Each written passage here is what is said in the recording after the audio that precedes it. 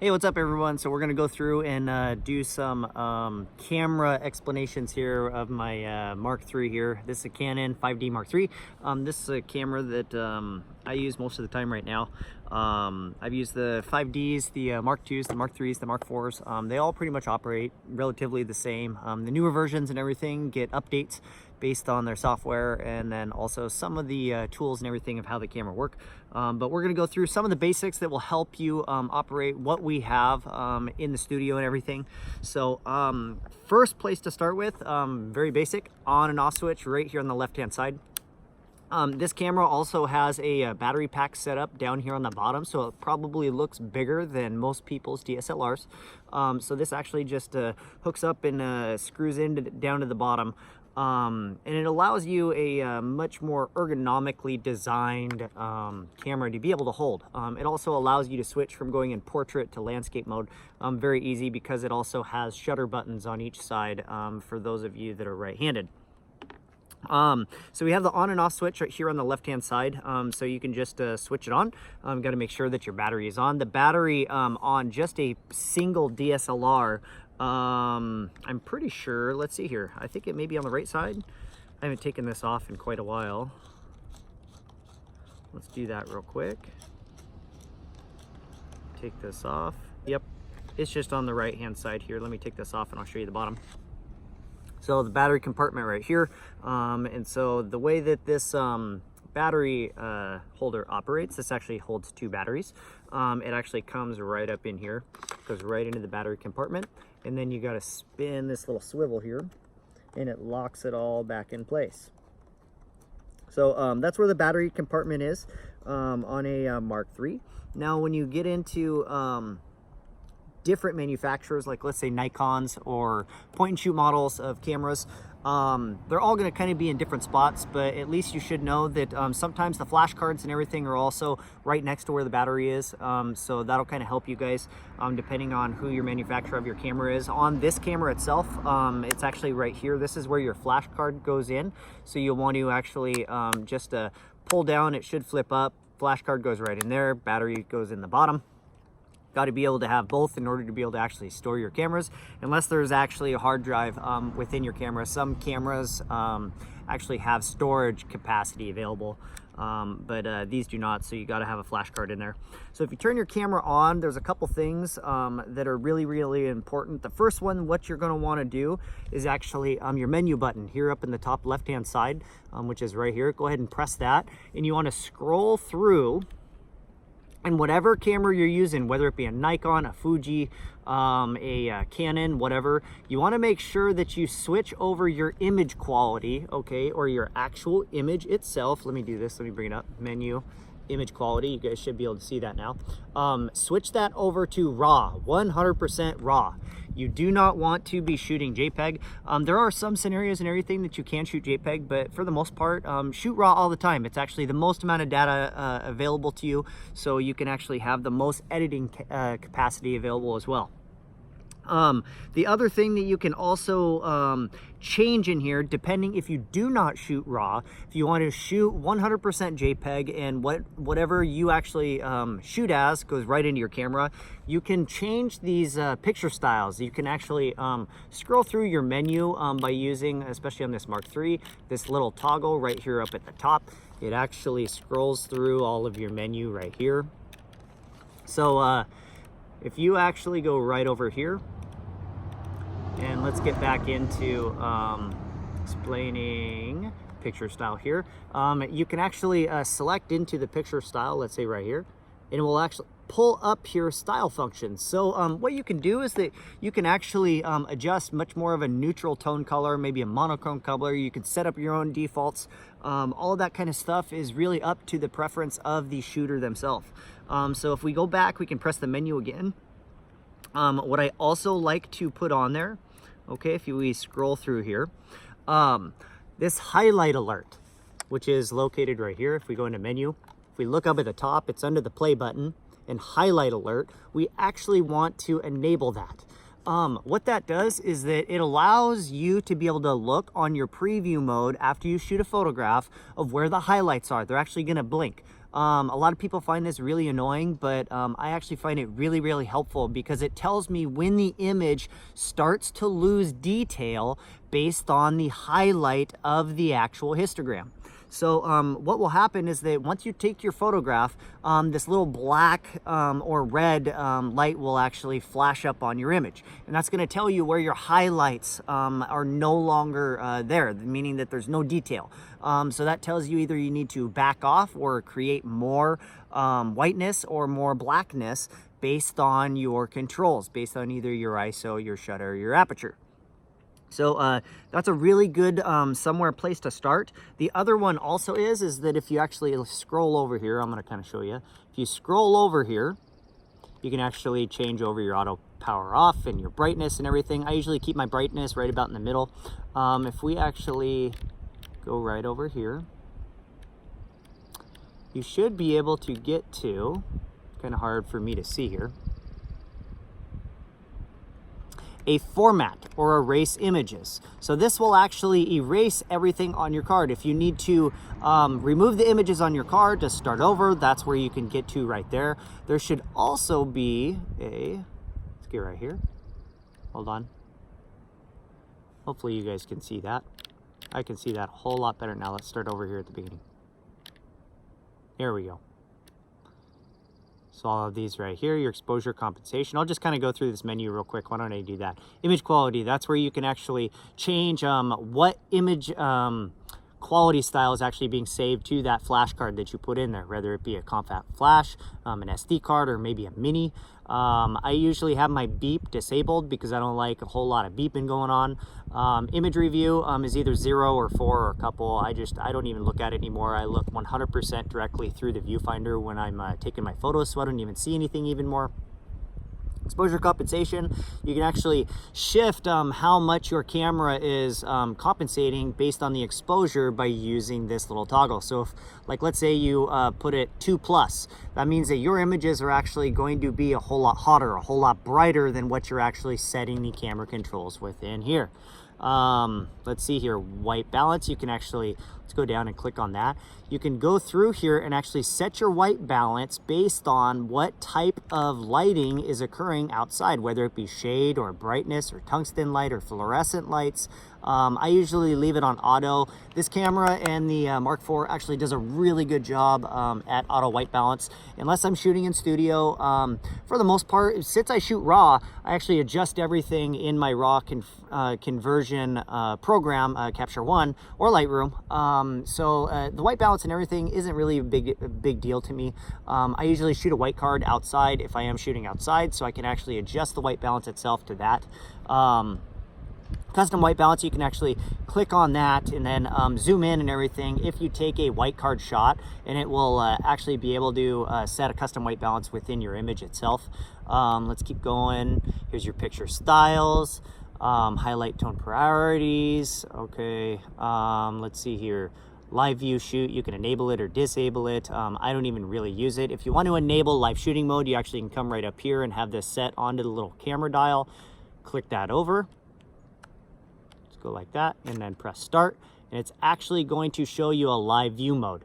I really tell people not to get used to shooting in this. Get used to shooting in your viewfinder.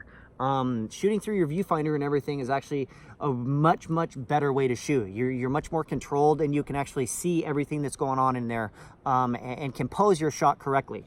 So what you want to be able to do is that, especially with this camera model and also the base, is that there's a couple things. Here is your shutter. Okay, this actually takes the photograph. Same thing happens if I want to go portrait right up here. That's why I like having this battery pack on. It allows me to be able to have access to this shutter on whatever way I go. If you have it over here, you got to bring your arm all the way up here. I'm allowed to do it right here. I can actually get a whole lot better shot as if right there. So if we actually set everything on manual, here, this little toggle right up here, these are all the settings for the camera itself. Let's go like right here. Okay, so you have your manual, you have your bulb. Bulb means that shutter is however long you actually have your shutter press down, the actual shutter opens up, and then when you let go, it closes. You can get a remote and put a remote on here, and it will act the same thing. So if you want to take long exposures, like let's say maybe you have a river and you want to make it look very ethereal, the water, or like let's say the stars or something at nighttime, using a shutter release or the bulb option will allow you to be able to do that.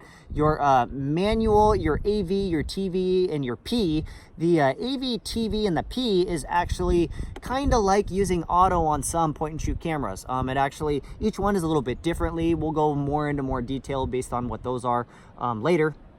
But the AV, TV, and P mode actually allows you to be and have a little bit of control on what you're shooting, but the camera picks the rest. There are some scenarios like shooting guerrilla style outside on the street or something actually is a really good use for some of those modes.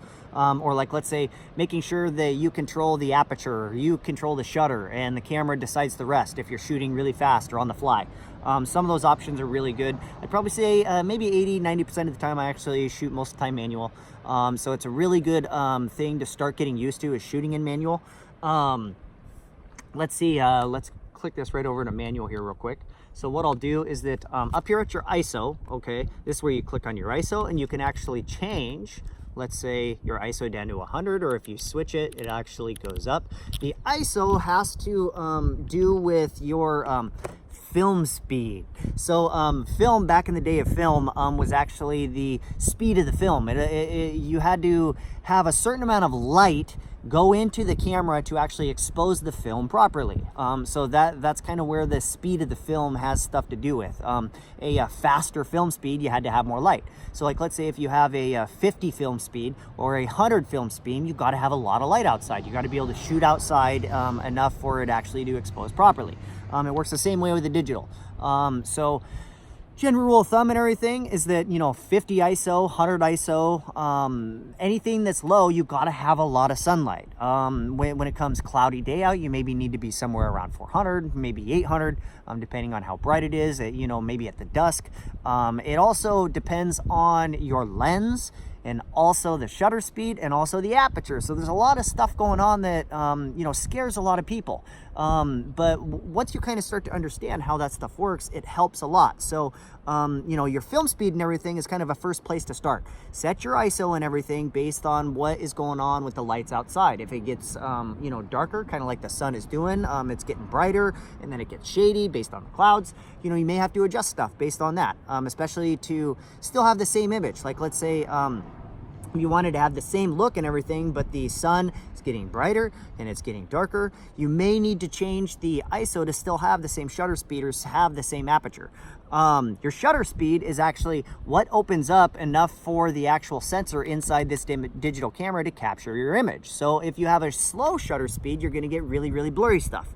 If you have a fast shutter speed, like let's say if we want to shoot cars that are moving or sports, we got to have a faster shutter.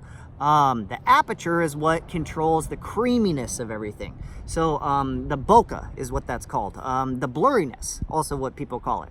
So if you have a slower shutter speed and you have a slower aperture, you're going to get something that is very movie, also very bokeh-y, very tight depth of field is also what that's called. Your aperture has to deal with depths of field. So if you focus in on something based on where your focus points are in your camera and you have a tight depth of field, that means that the background is going to be very, very blurry behind it.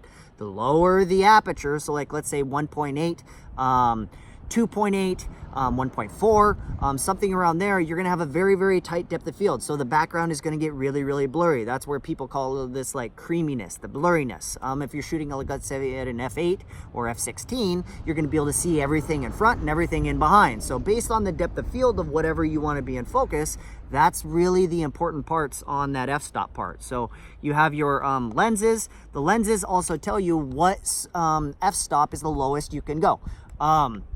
and also the highest you can go. Some lenses go to f/22, some go to f/16, meaning the highest. Some on the lower end, you know, you can only push it down to a 5.6, an f4, a 2.8, a 1.4. It all depends. Usually the lower number of the f-stops meaning is usually like the more expensive glass, the more expensive lens. So that's kind of a general rule of thumb, is that, you know, if you have like, let's say a 1.4 or 1.8, it's usually going to be more expensive. You know, the f4s, f5.6s are going to be your introductory lenses that usually come within a kit. Something you buy, like, let's say at Costco. So let's see, we've covered some of the generals on lenses, your ISOs, your f-stops, your shutters.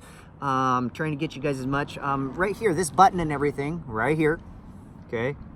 This button actually controls where you actually have your focus point set within your camera. So if you bring your head up here to your actual eyepiece, you press on that button, on this camera, it'll come up red, all of your focus points. Every camera is going to have different focus points in the middle. They'll be either like circles or squares or something like that in the middle. So if you click on this button, you can use your toggle button right here, or you can also scroll over here, or actually use this little toggle as well. They all move the little square in the middle, especially if you have it set on single point autofocus. So what you want to be able to do is that when you have everything set with your camera, you want to be able to actually set your focus point of where you want to be able to focus in on your photograph. So if you're actually doing, if you want to, like, let's say, let's move this camera right here. If we want to focus in on this big old redwood right here, okay? I actually move my camera, I move my focus point right into the middle by using my toggle right here. I can then change my actual aperture and my shutter speed.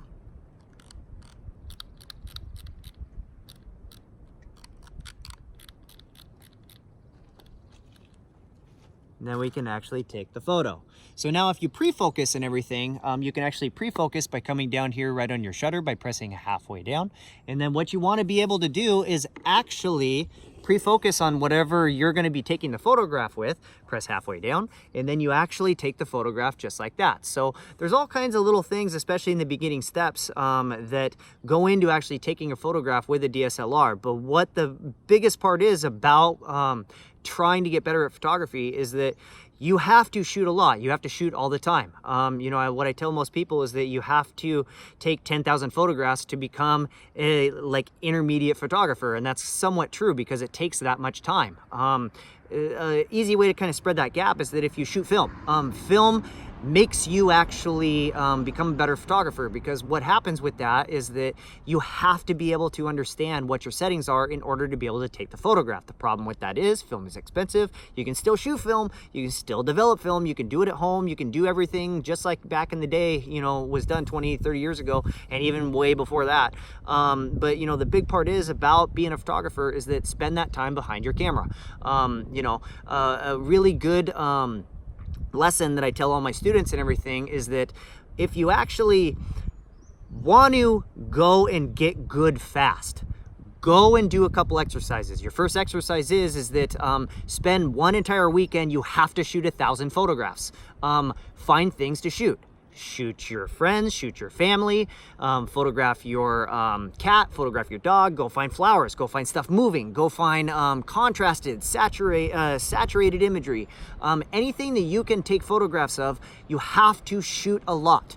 Your imagery will get better. After those 1,000 photographs, you're gonna look at the beginning ones that you started taking and you're gonna go, oh shit, my stuff sucks.